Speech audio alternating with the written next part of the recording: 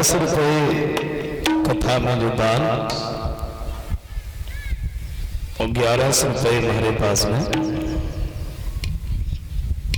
श्रीमान अनिरुद्ध यादव दीपक सदस्य जिला पंचायत मिर्जापुर पुत्र स्वर्गीय श्री KP सिंह यादव जो अनिरुद्ध यादव जी की तरफ से ₹1100 हमारे पास में और ₹1100 कथा मैदान जो प्रत्याशी 132 विधानसभा जलालाबाद इनकी तरफ से।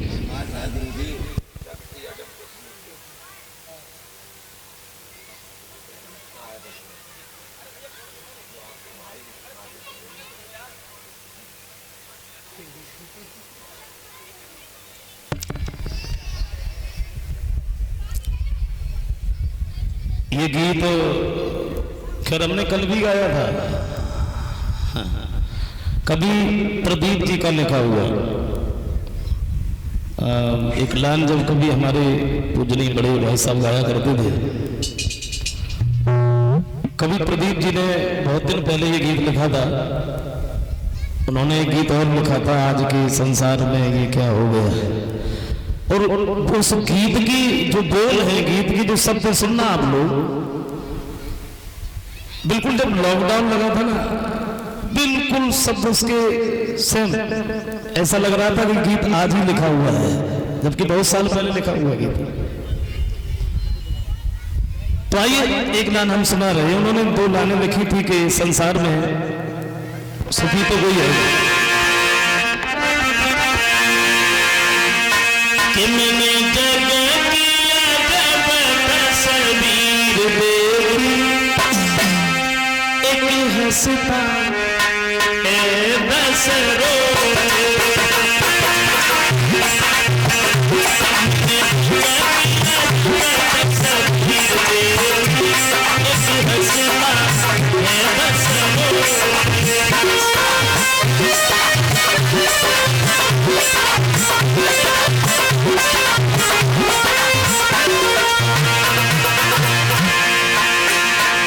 कभी प्रदीप जी कहते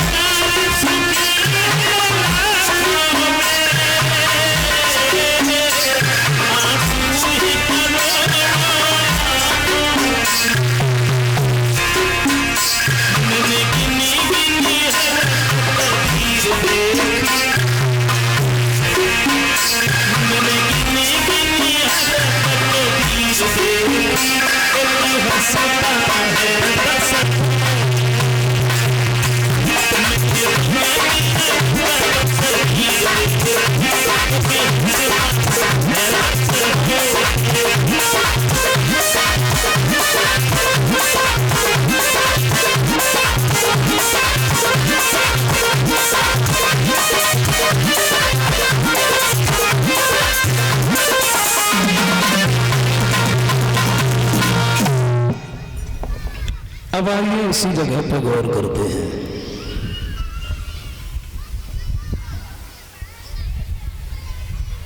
परशुराम जी ने जब क्रोध किया है तो प्रभु राम ने उन्हें समझाया है। अंत में परशुराम जी श्री राम के नाम की जय जयकार करते हुए चले गए। उधर महाराज दशरथ के पास में खबर भेजी है, ऐसा करो बारात लेके आओ। महाराज दशरथ बारात लेके आए, और जब बारात लेके आए तो श्री राम का विवाह हुआ। श्री राम का ही नहीं, चारों भाइयों का विवाह हुआ। राम का विवाह हुआ, सीता के साथ में लक्ष्मण का विवाह हुआ, उर्मिला के साथ में भरत का विवाह हुआ, मांडवी के साथ में शत्रुघ्न का विवाह हुआ, श्रुतकीर्ति के साथ। और बारात जब घर पे जाने के लिए तैयार भाई, बस पहले बारात वालों को भोजन करवाया गया तो प्रभु राम ने लक्ष्मण से एक बात की, देखो तुम्हारी पता ना कहा था जो तुम बीच में बोलो, यहाँ ससुराल है और कोई कचू काट रहे तुम बिल्कुल बोलियो ना। बोले हम बिल्कुल ना बोले, हम क्या बोले, सब लोग बैठे बैठे भोजन कर रहे हैं। हाँ आजकल जैसे ना, अगर जब मालूम पड़ जाए कि फलानी तारीख को बारात गए 15 दिन पहले से ही सज उठते हैं, कौन सी पैंट पहन के जाए बारात में।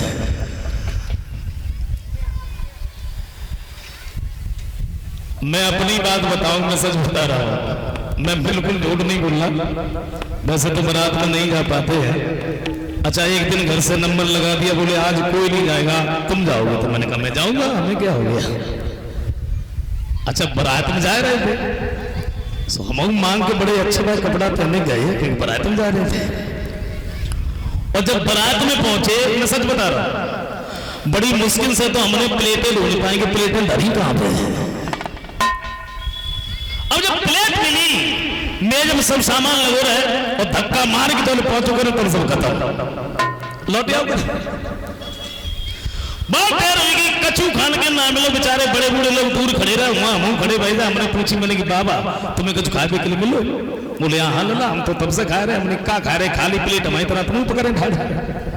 बोले लला यहाँ धक्का के अलावा है कहा, से धक्का खा रहे था। और जब वीआईपी के चक्कर में बड़े बूढ़े को तो नंबर ही ना लग जाता। बराती लोग सब बैठे हैं, भोजन कर रहे हैं और जनकपुर की जो नारियां हैं गाने लगी गाली। अब माफ करें आजकल जैसी ना, अब तो अगर कथा भागवत कहते कीर्तन बोली तो फिर नीचे को झुकैया और मान लेती।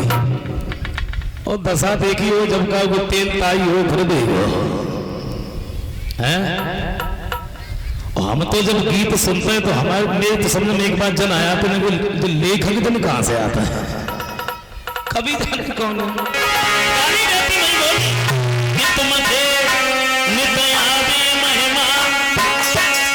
इसके दो अर्थ है, तुमसे नित आवे मेहमान। एक तो ये कह रही है तुम्हारे जैसे मेहमान हमारे घर पर आते रहे तो फिर कहना ही क्या है। और एक ये कह रही है कि तुम्हारे जैसे सवेरे सामने पता ना कितने आते हैं।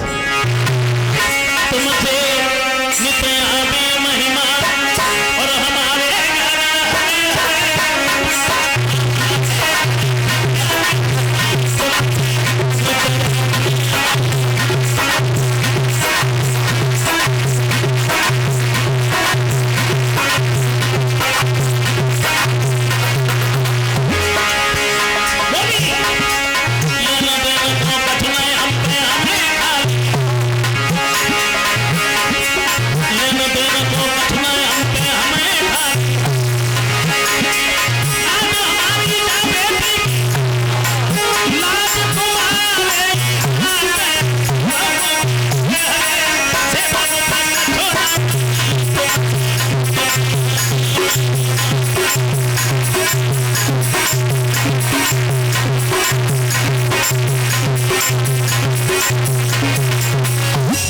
गाली देती रही, बारात की तरफ से कोई बोले नहीं।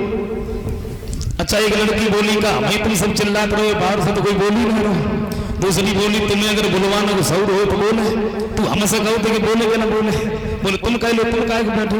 अच्छा वो लड़की खड़ी भाई, चारों भाई जो हवन की खीर से पैदा थे, बात बात भी बोली राम हाँ तुम्हें कुछ मालूम है क्या, अवधपुर में क्या होता है, क्या होता है। तुम बोली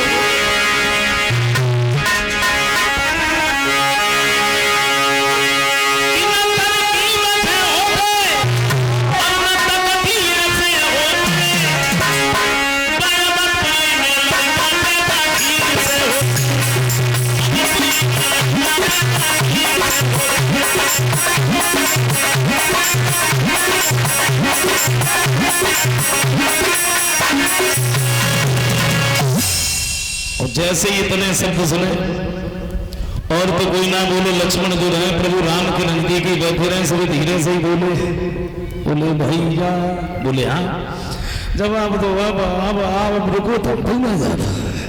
बोले तुम गए, कहाँ गए? अच्छा वो सीता की बात कहा तुम्हें बोले? बोले तुमने ये तो कह दिया अवधपुर में क्या होता है, तुम्हें मालूम है इस जनकपुर में क्या होता है? क्या होता है?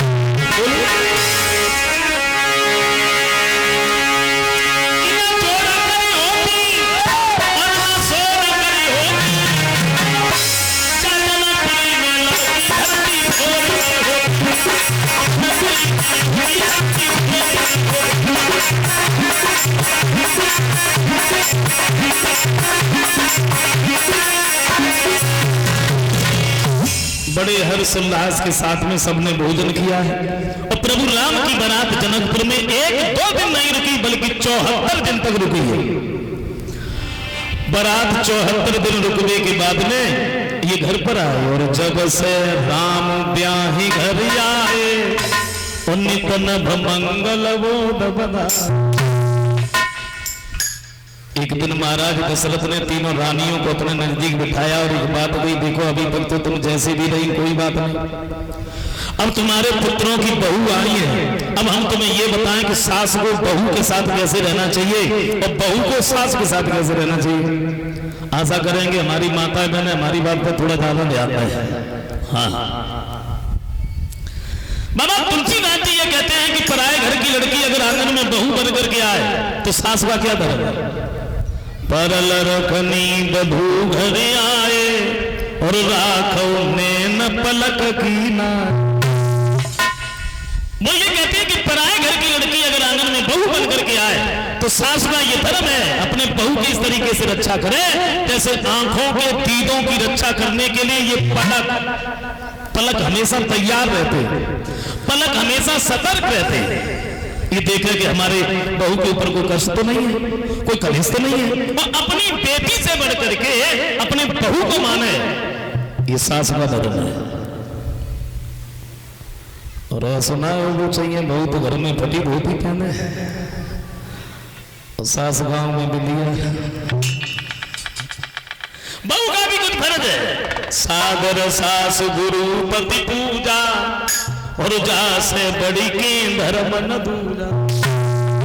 अपने सास ससुर पति इनका सम्मान करो, कहने के अनुसार चले। वैसे बताया तो ये भी है जैसे स्त्री के घर पर सास ससुर पति जीवित हैं, मंदिर में पूजा करने का क्या अर्थ है? उसके देवी देवता तो उसके घर पर ही बैठे। अपनी मां से बढ़कर के अपनी सास को माना। हम जना कहा था कि मतलब सास की पूजा ना होते, खूब होते हैं, आज भी होते हैं। फर्क इतना है पहले में छोटी बाई अगरबत्ती लगाई जाती थी, अब बड़ी बाई उठाई जाती।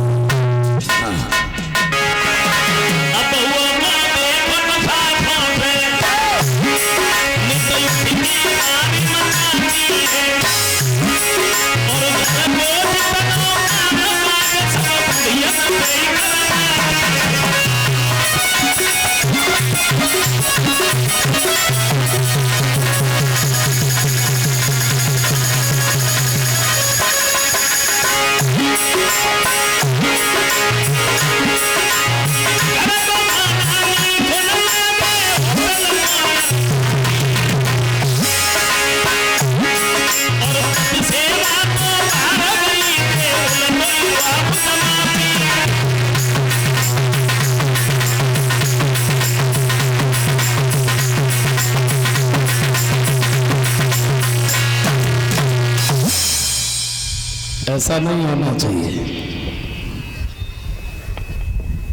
देखो जिस घर में पति पत्नी में सास बहू में लड़ाई झगड़ा नहीं होता वो घर स्वर्ग के समान है, और जहां हमेशा कलह ही बनी रहती है तो फिर वो घर ही क्या है? कारण है लड़ाई क्यों होती है? क्योंकि हम लोग संवाद नहीं करते हैं, विवाद करते हैं। विवाद संवाद में अगर एक बोलता है तो दूसरा सुनता है, और विवाद में दोनों बोलते हैं, पड़ोसी के अलावा और कोई नहीं सुनता है। क्षमा करें, ताली एक आसना बजते हैं। अब आजकल पति की सेवा कौन करे? क्यों? बसा देखी हो कुछ भगवान की दुआ से पति भी ऐसे मन चले मिल जाता है। कैसे? तो सवेरे के भी चार पाई को जग ना पाई था से पहले ही उठे उन्हें चौका बासन सब कर लो। हाँ झाड़ू पहुंचा सब तैयार। और जैसे ही वे चार पाई उठ के बैठी वैसे ही वे भाग के गए और रसोई में से चाय बना के ले आए। पर चाय पकड़ा रहे और पूछे तोड़ जाते काय नमकीन ले आया पार्ले जी। अब बताओ अच्छा सेवा कौन करे फिर? लेकिन देखो घर भी स्त्रियों के हाथ में होता है। स्त्री अगर चाहे तो अपने घर को बना ले, स्त्री अगर चाहे तो अपने घर को बिगाड़ दे। एक कभी तो ये लिखते हैं कि उस घर के तो भाग्य पहले से किसके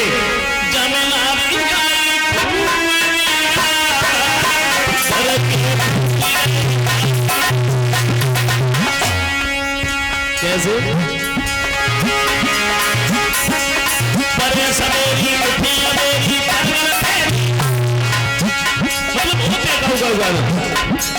सोचो मुंदना पाए से पहले चार परी पकड़ी और सोएगी। सवेरे जो कोई जगह ना तो जगन बनेगा। हाँ सवेरे उठे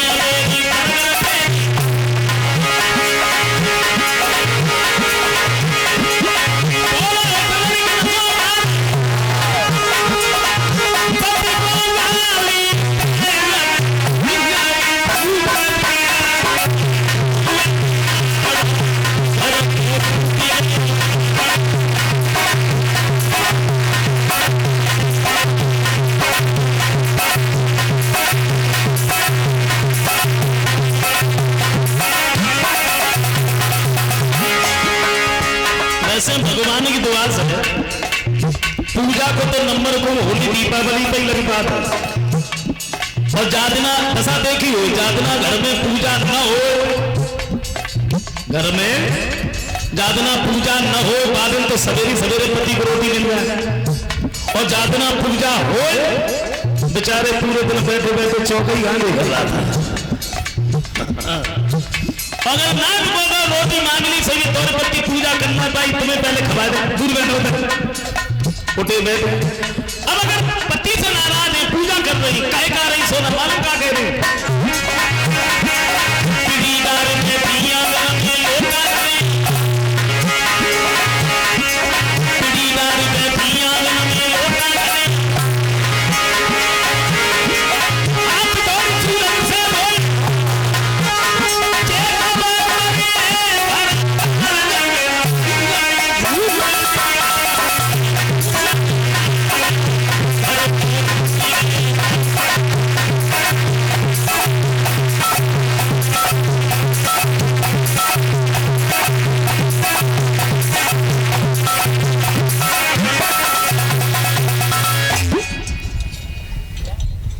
ऐसा नहीं होना चाहिए।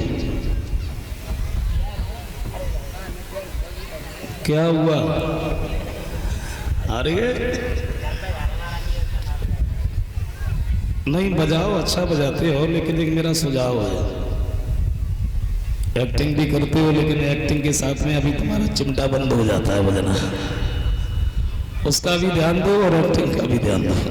हाँ बड़ी अच्छी बात है कोई बात नहीं घर जा रहे जाइए समझा। महाराज दशरथ समझा रहे हैं लेकिन अच्छा भरत और शत्रुघ्न ये तो ननिहाल को चले गए। एक दिन महाराज दशरथ ने अपने सर के बाल कुछ सफेद देखे आईने में और बालों को देख करके एक बात आई दिमाग में मानो बाल कुछ कह रहे हैं। बालों ने कहा इशारे में अब बाल भाव न धरो राजन है बाल बाल के साथ काल बालन को ख्याल करो राजन। सफेद बाल देखे बोले मेरे ऊपर तो बुढ़ापा है मुझे तो राम को राजा बनाना चाहिए। कभी ये लिखते हैं कि मौत की 4 घंटियां बजती हैं मौत की 4 घंटियां बजती हैं। वो ये लिखते हैं कि बाल अगर सफेद होने लगे तो समझ लो कि मौत की पहली घंटी बजी गई। माफ करें अब तो कलयुग है भाई अब तो हमने छोटे छोटे बच्चों के भी बाल सफेद में देखे। और मेरे दिमाग में एक बात आती है, बाल और बच्चा ये किसी के बस में नहीं रहे। मैं सच बता रहा हूं, कब सफेद हो जाए, कब बिल्कुल ही खत्म हो जाए, सर से बाल कब उड़ जाए और बच्चे कब घर से भाग जाए, कोई पता नहीं। बाल और बच्चे ये किसी के बस में नहीं। वो कभी ये कहते हैं कि बाल अगर सफेद होने लगे तो समझ लो कि मौत की पहली घंटी बज गई। मौत कहती बड़ा तेल लगाया, शैम्पू लगाया, साबुन लगाया, हो गए सफेद, वजन कर लो, कोई मतलब नहीं। मौत की जब दूसरी घंटी बजी तो नजरों से धीरे धीरे कम दिखाई पड़ने लगा। मौत कहती है कि बाहर का देखना छोड़ो, खुद के अंदर देखो, अब तो वजन कर लो, कोई मतलब नहीं। भाग के गए, नजर बाव चश्मा बनवा लाए। अच्छा शीशा में मुंह देखो, चश्मा लगाओ, फिर एक बात सोची, पहले से अब कुछ ज्यादा अच्छे दिखाई देते। मौत की जब तीसरी घंटी बजी, बत्ती से दांत निकल के बाहर आ गए। मौत कहती है कि स्वाद लेना छोड़ो, भजन कर लो, कोई मतलब नहीं। भाग के गए, डॉक्टर की दुकान अब दूसरी लगवा लाए। रोटी खाई तो निकाल के धल्ले, बाद में फिर तैयार। मौत की जब चौथी घंटी बजी, अब तो शरीर काम ही नहीं करता, एक जगह पर बैठ जाते हैं, उठने की हिम्मत नहीं होती, कमर कमान बन गई। मौत कहती है कि अब सबको छोड़ दो, अब तो भजन कर लो, फिर कोई मतलब ना। कोई स्वर्ण वसम खाता, कोई चबन परास, भगवान ने जाने मैंने कहा खाता। पर मौत की पांचवी घंटी नहीं बल्कि घंटा ही बजता है। हर दिन नहीं रहना है, हर दिन नहीं रहना है। कभी कहते हैं कि चली जा रही है उम्र धीरे धीरे,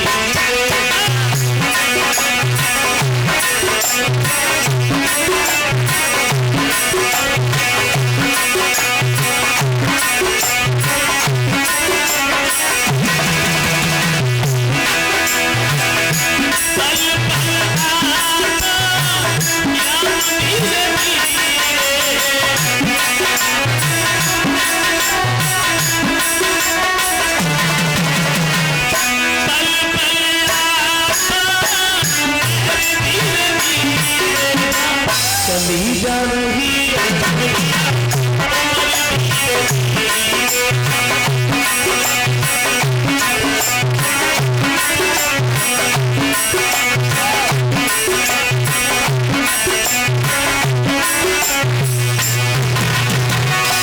कभी कहते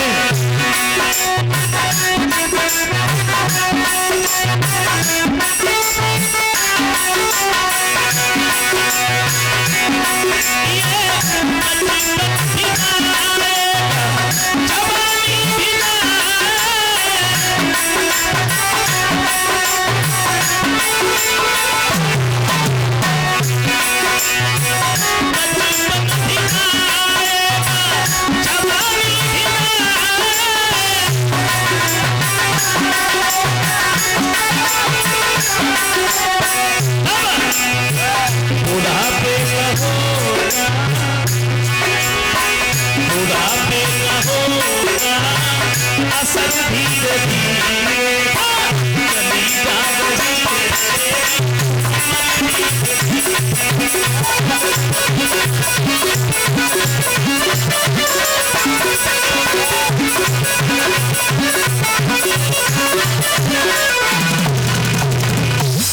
महाराज दशरथ उधर सोच रहे हैं, मेरे ऊपर तो बुढ़ापा है, राम को राजा बनाना चाहिए। कल कल करते कल गया, बीत गया सब काल, और कल आई ना कल पड़ी तो गए काल के।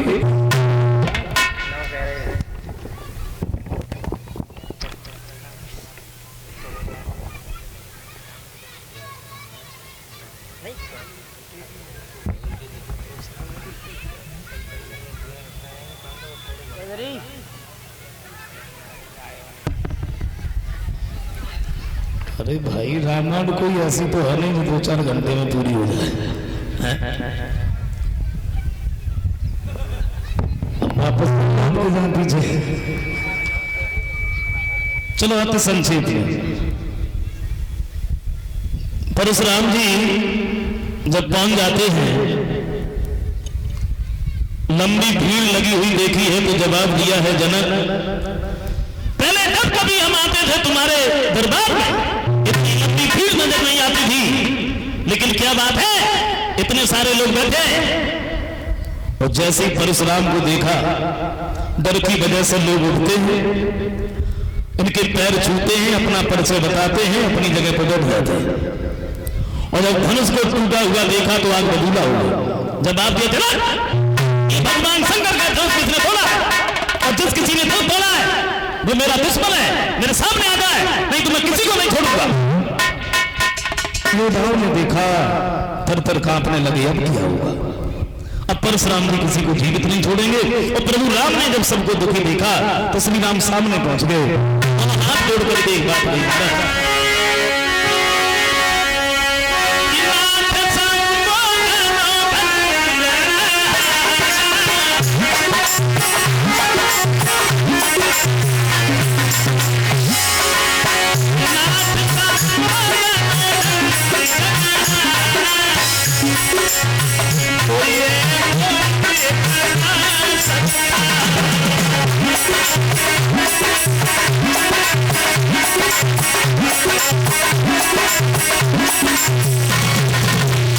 दोनों हाथ जोड़ करके जवाब दिया, महाराज ये धनुष तोड़ने वाला आपका कोई सेवक ही तो होगा, कोई दुश्मन तो नहीं, मेरा नाम राम है। परशुराम कहने लगे, भरे दरबार में कोई नहीं बोला, इसका मतलब यह है कि धनुष तूने तोड़ा और तू सेवा की बात करता है, तू सेवा की तो परिभाषा भी नहीं जानता। परशुराम ने जब विरोध किया, राम तो थोड़े शांत हो गए, लक्ष्मण